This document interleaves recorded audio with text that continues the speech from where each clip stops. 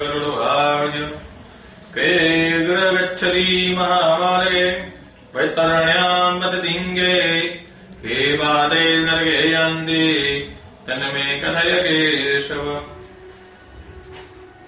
ચોથા અધ્યાયની શરૂઆતમાં ગરુડજી ભગવાનને પૂછે છે કે હે ભગવાન, હે કેશવ, કયા કર્મોને લીધે પ્રાણી યમ માર્ગે, કયા કર્મોને નરકમાં તથા કયા કર્મોથી વૈતરણી નામની નદીમાં પડે છે તે મને કહો। એ રીતનો ગરુડનો પ્રશ્ન સાંભળી તેમને ભગવાન કહે છે કે હે ગરુડ, જે નિરંતર નિષિદ્ધ કર્મોનું આચરણ કરીને શુભ કર્મોમાં વિરુદ્ધ થાય છે તે જ નરકમાંથી પાછા નરકમાં જાય છે અને તેને તે કારણને લીધે જ દુઃખ થકી દુઃખ અને ભય થકી ભય પ્રાપ્ત થાય છે। ધર્મરાજાના નગરના 3 દિશાઓથી ધાર્મિક જન જાય છે અને જે પાતકી છે તે દક્ષિણ ભણીના દરવાજામાં જાય છે। એ જ મહાદુઃખ દેનારા માર્ગમાં વૈતરણી નામની નદી છે। એ વૈતરણી નદીમાં જે પાતકી પડે છે તે વિશે કહું છું।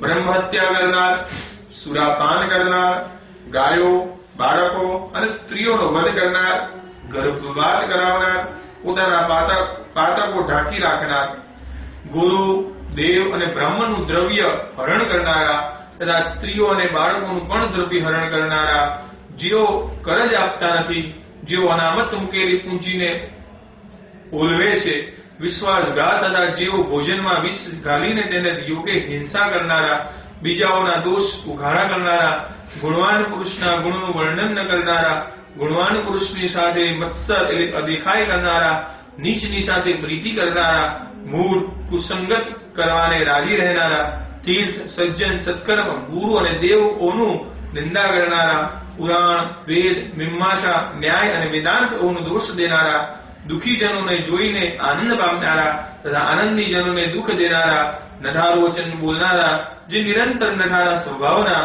જેઓ બીજાઓના મોઢેથી નીકળેલું પોતાના હિતનું વચન તથા શસ્ત્રમાંથી બાબતોને કદી પણ સાંભળતા નથી, પોતે પોતાને જ માનવંત સમજનારા, મૂળ અને પોતે પોતાને વિદ્વાન છું એમ માનનારા, એ રીતના કયા તે તથા તે સિવાય પણ બીજા જે પાતકો ધર્મહીન તે સર્વ યમ માર્ગે જઈને રાત્રિ દિવસ શોક ઉદાસી કરે છે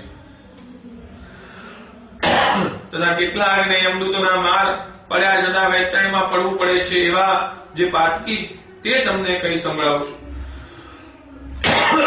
એમ ગરુડને ભગવાન કહે છે।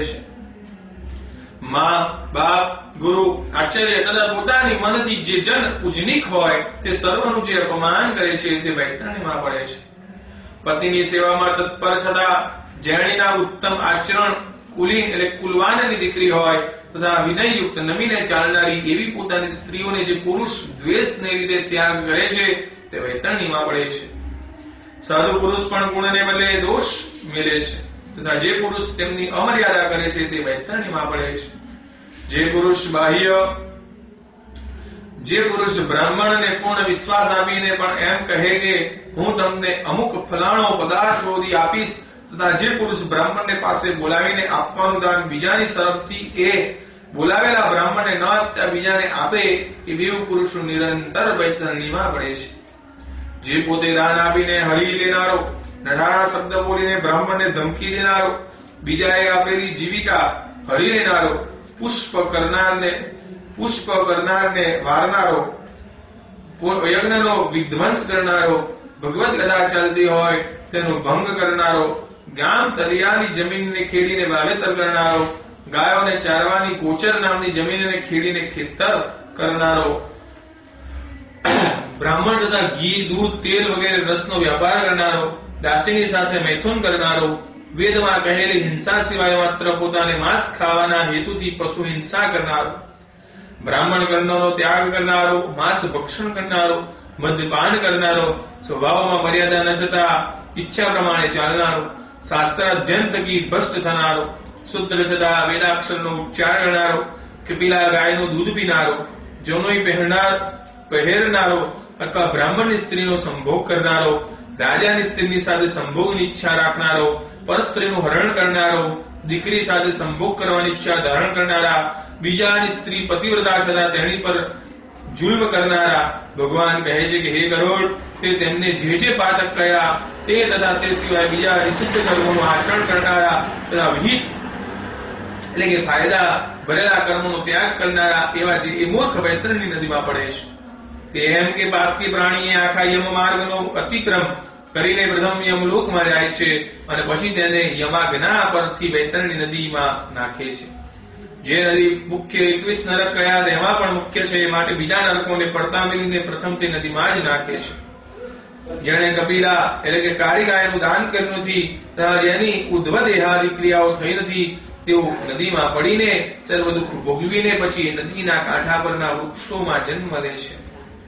ખોટી સાક્ષી પૂરનારા, વેદમાં નિંદેલા, ધર્મનું આચરણ કરનારા, લોકોને ઠગીને દ્રવ્ય સંપાદન કરનારા, ચોરીના ધંધાથી જીવનારા, મોટા મોટા વૃક્ષોનું છેદન કરનારા, વાડીઓ તથા ફૂલ બાગોનો નાશ કરનારા, વ્રત તથા તીર્થોનો ત્યાગ કરનારા, વિધવા સ્ત્રીને આચરણથી ભ્રષ્ટ કરનારા તથા પરપુરુષ સાથે આસક્ત થઈને પોતાના પતિની વંચના કરનારી સ્ત્રીઓ વગેરે પાતકી યમલોકમાંના સીમલા નામના ઝાડે લટકવાનું પામીને ત્યાં યમદૂતના હાથનો અતિ માર સહન કરે છે અને એ ઝાડે થી પડી જાય છે, એટલે તેને યમદૂત ઉચકીને નરકમાં નાખે છે. એવા નરકમાં પડનારો પાતકી કોણ તે હું તમને કહું છું.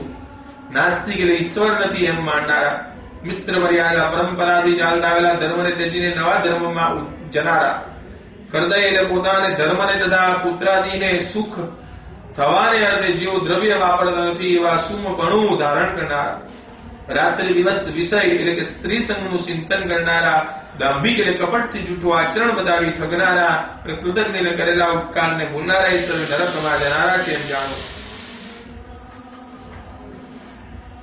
કુવા, તળાવ, વાવ, દેવ મંદિરો તથા લોકોના ઘરોને છિન્ન ભિન્ન કરનારા નરકમાં જાય છે.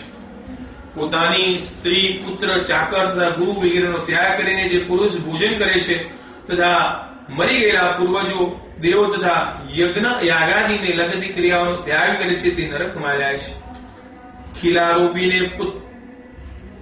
રોપીને પુલ ભાગીને, જેડા ઝેટીને, પથરા ગોઠવીને તથા કાંટા ઝેઠવીને જે જનો રસ્તા બંધ કરે છે તેઓ નરકમાં જાય છે. શિવ, પાર્વતી, વિષ્ણુ, સૂર્ય, ગણપતિ, સદગુરુ તથા જ્ઞાનીઓનું જે પુરુષો પૂજન કરતા નથી તે નરકમાં જાય છે. જે બ્રાહ્મણે મૈથુન કરવાના હેતુથી દાસીને પલંગ પર લીધી હોય તે તેના બ્રહ્મત્વથી ભ્રષ્ટ થઈને અધોગતિએ જાય છે. શુદ્ર જાતિ સ્ત્રી થકી જે બ્રાહ્મણને સંતતિ એટલે 6 છોકરા થયા છે તે બ્રાહ્મણ બ્રહ્મત્વ થકી ભ્રષ્ટ થાય છે. જે બ્રાહ્મણોના સમુદાયમાં અધમ ગણાય હોય તેને કદી પણ નમસ્કાર કરવો યોગ્ય ઠરતો નથી. એમ છતાં જે પુરુષ એવા બ્રાહ્મણની પૂજા કરે છે તે નરકમાં જવાના છે એમ જાણો. જે પુરુષ બ્રાહ્મણો તથા ગાયોના માહોમાં યુદ્ધ કરવાને અથવા જોવાને ઈચ્છે છે તે નરકમાં જાય છે. જે સ્ત્રીને બીજો કોઈ રસ્તો ન હોય તેવી સ્ત્રીની રજસ્વલાપણાની મુદત જે પુરુષ દ્વેષથી વિતાવી દે છે તે નરકમાં જાય છે. જે પુરુષ વિષય પીડાને લીધે અંધ થઈને રજસ્વલા સ્ત્રીની સાથે ગમન કરે તથા જે પુરુષ અમાવસ્યાની પર્વકાલે જલમાં દિવસે કે શ્રાદ્ધના દિવસે સ્ત્રી ગમન કરે છે તે નરકમાં જાય છે. જે જન અગ્નિ, ફળ, ફૂલ, ઝાડમાં, બાગ, ઘોરી માર્ગ કે ગૌશાળામાં મલનો ત્યાગ કરશે તે નરકમાં જશે. પ્રાણઘાતક હથિયારોમાં ઘડનારા કે નિર્માણ કરનારા તથા તેનો વેપાર કરનારા પુરુષોનો નિવાસ નરકમાં થાય છે. વાણિયા છતાં જે ચામડાનો વેપાર કરે, સ્ત્રી જાતિ માથાના વાળ કે ઊનનો વ્યાપાર કરે અથવા ઝેરનો વ્યાપાર કરનારા એ સર્વે નરકમાં જાય છે. અનાથ એટલે કે જેને માથે લૌકિક સંબંધ ઘણા ન હોય તે અથવા ગરીબની ઉપર દયા ન કરનારા, સાધુઓનો દ્વેષ કરનારા, અપરાધ સિવાય દંડ એટલે શિક્ષા દેનારા એ સર્વ નરકમાં જાય છે. આશા ધરીને જમવા આવેલા બ્રાહ્મણને રસોઈ દયા છતાં જેઓ જમાડતા નથી તે નરકમાં જાય છે. કોઈના પર વિશ્વાસનું વચન ન આપનારા, તેમના પર દયા ન કરનારા તથા સર્વની સાથે ઠગાઈની વર્તે છે તે નરકમાં જાય છે. જે જન કોઈ પણ જાતની સેવા પૂજા કરવાનો નિશ્ચય નિયમ કરવા છતાં ઇન્દ્રિયો ન જીતાયાને લીધે તે ક્રિયાનો ત્યાગ કરે છે તે નરકમાં જાય છે. બ્રહ્મ જ્ઞાન